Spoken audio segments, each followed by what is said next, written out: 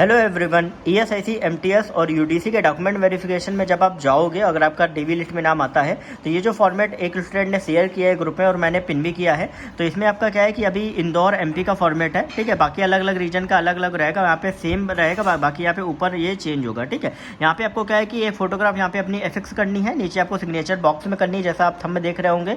Self attestation photograph आपका आधा page पे आपका रहना चाहिए, आधा फोटो पे, पूरा फोटो पे मत करिएगा, नहीं हो पाएगा। आधा पेज आधा फोटो पे करिएगा। और पेन जो है वो आप क्या नाम है, जेल पेन मत यूज करिएगा, बॉल पेन यूज करिएगा, और ब्लैक रहे तो ज़्यादा बेटर है, ठीक है। यहाँ पे आपका क्या है, रोल नंबर आपको डालना है जो डीवी लिस्ट में आपको ऑलरेडी दिया गया होगा। फिर आपका आवेदन क्रमांक डालना है, मतलब आपका रजिस्ट्रेशन नंबर यहाँ पे डालना है, रोल नंबर, रजिस्ट्रेशन नंबर, यहाँ पे आपको अपना नाम, यहाँ पे फादर या हस्बैंड का नाम, यहाँ पे दूरभाष नंबर। दूरभाष में आपका क्या रहता है, डॉट नंबर रहता है, लेकिन यहाँ पे आपको नीचे दूरभाष के नीचे लिख दोगे मोबाइल, यहाँ पेन से लिख दीजिएगा, ब्लैक पेन से, और यहाँ पे अपना मोबाइल नंबर आप लिख दीजिएगा, ठीक है। ईमेल आईडी जो अपने फॉर्म में डाली वो लिख दीजिएगा। पत्राचार मतलब आपका जो होम एड्रेस है वो लिख दीजिएगा। और एक चीज़, अगर आपका एड्रेस एप्लीकेशन फॉर्म में गलत हुआ है, कई बार स्टूडेंट गलत लिख देते हैं या आपका फ़ोन नंबर गलत है, तो उसके अगेंस्ट में एक आप में भी वैसे एफिडेविट की ज़रूरत नहीं होती, आप वहाँ पे करेक्ट करवा सकते हो, लेकिन एफिडेविट वगैरह आप जरूर बनवा लीजिएगा ध्यान से, ठीक है। अगर कुछ भी ऐसा लगता है बाई चांस अगर कुछ चेंज है तो वो एक सेफ साइड आपका रहता है, हालांकि ज़रूरत नहीं होती, क्योंकि डीवी में आपका कुछ भी रहता है वो आपका करेक्ट कर दिया जाता है। पर्सनल इन्फॉर्मेशन जैसे एड्रेस वगैरह रहता है, फ़ोन नंबर वगैरह, ईमेल आईडी, वो बस चेंज होता है, ठीक है। फिर आपका क्या है कि जिस पद के लिए आपका सत्यापन किया जा रहा है, मतलब एमटीएस के लिए तो यहाँ एमटीएस है, यूडीसी के लिए अगर आप जाओगे तो यहाँ यूडीसी रहेगा। फिर आपका मातृभाषा, आपका जो भी हिंदी इंग्लिश जो भी मातृभाषा है वो आप लिख दीजिएगा। अब फर्स्ट नंबर में आपको क्या करना है, यहाँ पे सिर्फ आपको यस या नो में आपको देना है, ठीक है। और जो चीज़ें आप दोगे वो चीज़ें आपको ऑलरेडी आपके पास होनी चाहिए, जैसे आपका इस कार्यालय द्वारा जारी ज्ञापन, ठीक है। अब यहाँ पे क्या है, यहाँ पे आपको लिखना है हाँ या नहीं में, तो यहाँ पे लिखना है यस। अगर आपका नाम उस लिस्ट में है तो आपको यस लिखना है। और वो जो लिस्ट आपकी आई हुई है उस लिस्ट ऑलरेडी वो लिस्ट ईएसआईसी वालों के पास रहती है, फिर भी अगर आप चाहो तो सेफ साइड उसको निकलवा के उसमें जो आपका नाम है उसको आप मार्कर या हाईलाइटर से हाईलाइट कर लीजिएगा, ठीक है, कि बाई चांस ऐसा अगर मांगा जाए। वैसे उनके पास फिर भी रहती है। पहचान पत्र की प्रति, अब यहाँ पे पहचान पत्र की प्रति मतलब driving licence, voter ID, PAN card, ठीक है, ये सारी चीज़ें आप ले जा सकते हो, ठीक है। बाकी इसके अलावा अगर आधार कार्ड भी है तो वो भी आपका चल जाएगा। फिर आपका अगर एमटीएस के लिए है तो यहाँ पे 10वीं की आपको मार्कशीट जो है वो आपको मार्कशीट और क्या नाम वो आपको यहाँ पे हाँ लिखना है, यहाँ पे भी ऊपर सेकंड में भी आपको हाँ लिखना है, ठीक है। फिर 12वीं, अब देखिए एमटीएस के लिए एक चीज़ ध्यान रखनी है कि आपकी 10th की ही आपकी चेक होगी, लेकिन बाकी चीज़ें भी आपको एंट्री करनी है अगर आपने किया हुआ है, ठीक है। तो यहाँ पे फिर क्या है कि 4th नंबर में 12वीं हायर सेकेंडरी, मतलब 12वीं मतलब 12th की अगर आपके पास मार्कशीट है तो उसमें भी आप हाँ लिख दीजिएगा। फिर क्या है, यदि भर्ती पद हेतु आवश्यक है ग्रेजुएट डिग्री। अब यूडीसी वाले स्टूडेंट्स के लिए क्या है, यहाँ पे हाँ लिखना उनको कंपलसरी है, उनको तो ले ही जाना है, और वो डिग्री जरूर ले जाए, नहीं तो प्रोफेशनल डिग्री निकलवाने का मैंने ऑलरेडी बताया हुआ किस तरीके से निकलवा सकते हो, ठीक है।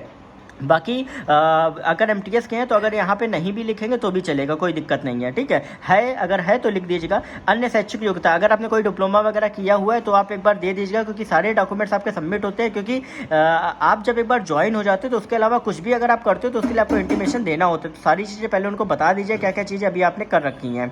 फिर भर्ती अवस्था का अनुभव प्रमाण पत्र, हाँ अगर यहाँ पर कुछ जरूरी होता है, वैसे कोई भी जरूरी नहीं है एमटीएस और यूडीसी के लिए, तो यहाँ पर आप नहीं करिएगा, ठीक है, यहाँ पे आपका नहीं रहेगा। और शैक्षिक योग्यता में अगर है तो ठीक है, वरना यहाँ शैक्षिक योग्यता में भी आपका नहीं होना चाहिए, ठीक है। फिर नेक्स्ट आपका नीचे दिया गया है नियोक्ता का नाम जिस पद पर कार्यरत है। अब होता क्या है, कई ऐसे स्टूडेंट हैं जो ऑलरेडी गवर्नमेंट ऑफिस में आपका एम्प्लॉयर रहते हैं, तो उनको एनओसी जरूरी होती है, तो वहाँ पे लिख दीजिएगा कि भाई एम्प्लॉयर आपका कौन था, ठीक है, जिस पद पर कार्य कर रहे थे वो क्या था, अवधि कितने साल, 1 साल 2 साल 6 महीने कितने साल कार्य किया, और कार्य का विवरण कि वहाँ पे आपका जो पोस्ट था, मतलब पोस्ट तो ऊपर लिखा ही होगा, यहाँ पे आपका कार्य आपने क्या किया था वहाँ पे। दूसरा क्या है कि नियोक्ता, जैसे मान लीजिए कि अगर आपने 2 जगह पे अगर आपने ऑलरेडी काम किया हुआ है तो एक जगह ऑलरेडी छोड़ा हुआ है तो वो भी आप लिख सकते हो। फिर 9वें में आपका क्या है, आपका कास्ट सर्टिफिकेट, आपका पूरा यहाँ पे लिखा हुआ अनुसूचित जाति, अनुसूचित जनजाति, इसके बारे में आपको देना है। फिर आपका क्या है, फिजिकल डिसेबिलिटी के लिए, देखिए यहाँ पे आपको जो भी कास्ट सर्टिफिकेट वाले उनको यस करना है, अगर जिनका नहीं है उनका जनरल कैटेगरी वालों को नो करना है। 10वें नंबर में फिजिकल डिसेबिलिटी वालों को हाँ करना है, बाकी सबको आपको नो करना है, ठीक है। आपका एक्स सर्विसमैन को आपको हाँ करना है, बाकी सबको नो करना है। फिर आपका क्या है कि शासकीय कार्रवाई, हाँ शासकीय या ईएसआईसी में कार्यरत कर्मचारी जिन्होंने आयु सीमा जैसे एज रिलैक्सेशन वाले हैं, ठीक है। जिन्होंने शासन के थ्रू, मान लीजिए कि किसी का सर्टिफिकेट वगैरह उसके थ्रू है, अगर आपने एज रिलैक्सेशन लिया हुआ है तो यहाँ पर आपको यस लिखना है। कुछ स्टूडेंट है एज रिलैक्सेशन वाले, वहाँ पे आपको यस लिखना है। फिर 13वें नंबर में क्या है कि जो आपका प्राइवेट सेक्टर या ESIC या कहीं पर भी कार्यरत है, जिनके द्वारा जारी अनुभव या अनाप्ति प्रमाण पत्र की प्रति, तो ये अगर आप कहीं भी वर्किंग रहे हैं तो ही आप यस करिएगा, बाकी वरना आपको नो ही करना है। जितने भी स्टूडेंट जिन्होंने जॉब वगैरह नहीं करी है वो यहाँ पे नियोक्ता बारे में नो करेंगे, ठीक है।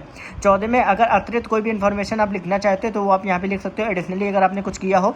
15वें में आपको क्या है कि आप विवाहित हो या अविवाहित हो या अनुबंध विवाह की घोषणा करिए, तो यहाँ पे भी आपको लिखना है। एक चीज़ ध्यान रखिएगा, ये गलत मत करिएगा। मैंने ऑलरेडी एक बार जूनियर असिस्टेंट वाले मैंने गलत कर दिया था, हाई कोर्ट का था, ठीक है। तो ये मत गलत करिएगा। यहाँ पे अगर अविवाहित है तो अनमैरिड ही लिखेगा, अविवाहित लिखेगा, ठीक है। फिर यहाँ पे नीचे लिखा गया डिक्लेरेशन का, तो भाई जो भी चीज़ें आप यहाँ पे लिखेंगे वो यहाँ नीचे डिक्लेरेशन है। फिर यहाँ पे आपका दिनांक है, यहाँ पे आपका आवेदक का नाम है, नीचे हस्ताक्षर है। तो मतलब यहाँ पे आपके नाम और हस्ताक्षर होंगे, और ये जितनी भी डिटेल्स आप सारी देंगे, ये सारी डिटेल्स की कॉपी आपका ओरिजिनल और डुप्लीकेट में आपके पास होनी चाहिए। ध्यान से ये फॉर्म को पिन कर दिया है मैंने, और अलग अलग रीजन वाइज ये फॉर्म आपका अवेलेबल हो जाएगा। तो आप सभी स्टूडेंट बहुत ही केयरफुल तरीके से भरिएगा, कोई भी मिस्टेक माइनर से भी ना हो पाए, और जहाँ पे यस हो वहाँ यस, जहाँ नो वहाँ नो, ठीक है। बाकी हो तो एक बार टेलीग्राम ग्रुप में शेयर करके मुझसे पूछ भी सकते हैं कुछ भी अगर रहता है, ठीक है। बाकी अदरवाइज मत भरिए, क्योंकि कोई भी चीज़ अगर भरी अगर उसमें आपने वो ध्यान भी नहीं दे पाए और बाद में ये प्रॉब्लम कर सकती है, क्योंकि ये फॉर्म आपका सबमिट होगा और इसी फॉर्म को देख के आपकी ज्वाइनिंग में जो डॉक्यूमेंट वेरिफिकेशन होगा वो आपका कराया जाएगा।